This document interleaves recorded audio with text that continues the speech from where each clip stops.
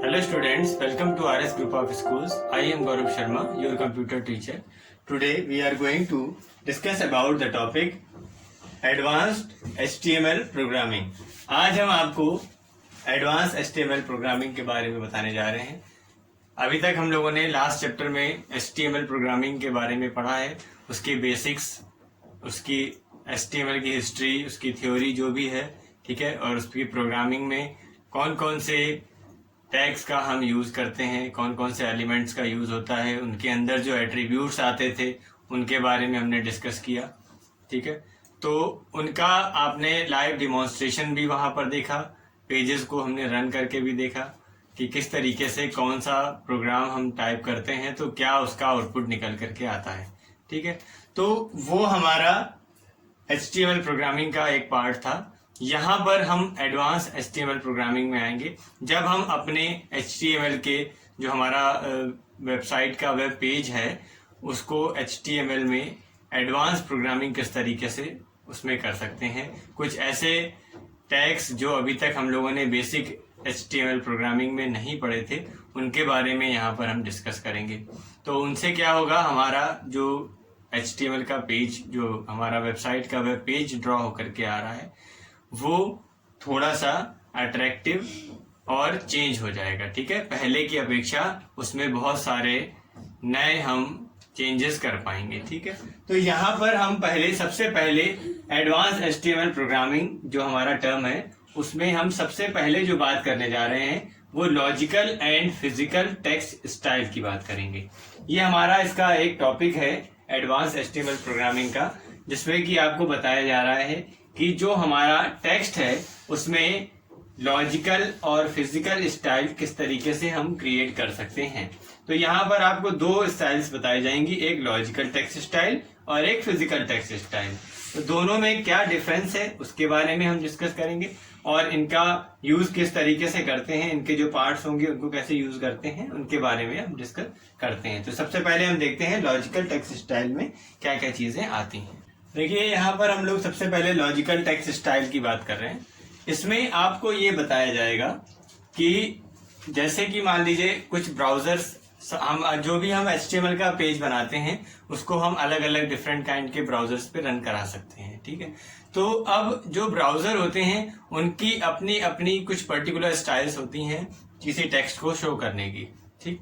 तो logical text style जो है वो उसी से रिलेटेड होती हैं कि अगर ब्राउजर कोई अपने अकॉर्डिंग लॉजिकली किसी स्टाइल को सेट कर ले रहा है तो वो हमारा लॉजिकल टेक्स्ट स्टाइल के अंतर्गत आएगा, ठीक।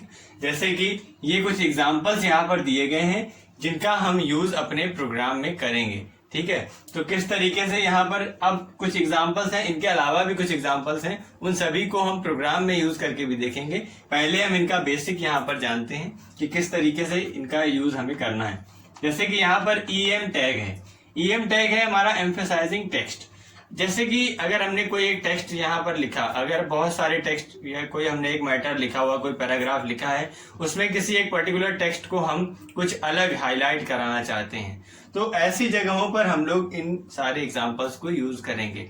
तो वो कुछ इटैलिक के टर्म में या बोल्ड होकर के, जैसा कि उस ब्राउजर के हिसाब से वो लॉजिकली उसको अपने अकॉर्डिंग वहां पर चेंज करके वहां पर आपको शो कर देगा। तो वो टेक्स्ट आपका अलग से हाईलाइट होने लगेगा, ठीक है। इसी तरीके से कुछ यहाँ पर डिफाइनिंग टेक्स्ट के लिए DFN हमारा एक टैग है।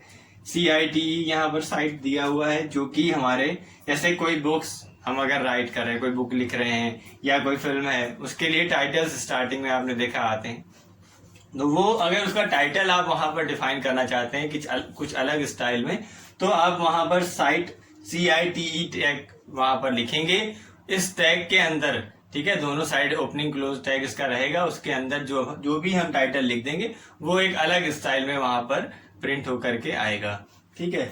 फिर इसके बाद में जैसे कि यहाँ पर कोड है एक। अब जैसे कि यहाँ पर अगर कोई हम कंप्यूटर में आप किसी कंप्यूटर कोड को शो करना चाहते हैं, जैसे फॉर एग्जांपल अगर कोई भी आपने एक पैराग्राफ लिखा है, उसमें आप किसी प्रोग्रामिंग लैंग्वेज के बारे में डिस्कस कर रहे हैं, तो अब उसमें से आप किसी कोड को वहां पर कोई सिंटेक्स वहां पर दिखाना चाहते हैं, तो अगर हम उसको अलग से कंप्यूटर कोड की तरह दिखाना चाहते हैं तो हम इस कोड टैग का यूज करके उस पर्टिकुलर पार्ट को, उस पर्टिकुलर कोडिंग को वहां पर लिखेंगे इस कोड के अंदर, तो हमारा जो भी लाइन हमारी है, जो भी टेक्स्ट है, वो कंप्यूटर कोड की तरह वहां पर शो होगा।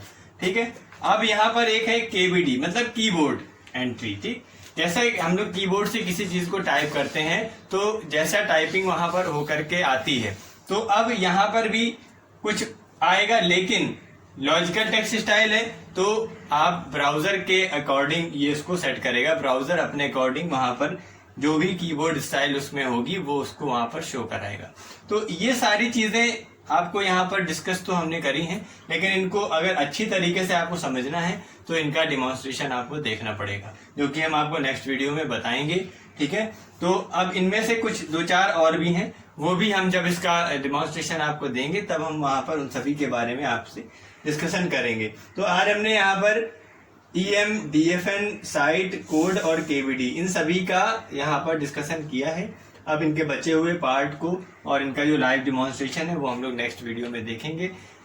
और आज जो आपको जितनी चीजें बताई हैं उनको पहले अच्छे से तैयार कर लीजिए। इनमें कोई डाउट हो तो आप हमसे डिस्कस करिए। तब तक के लिए keep studying and be happy always. Thank you.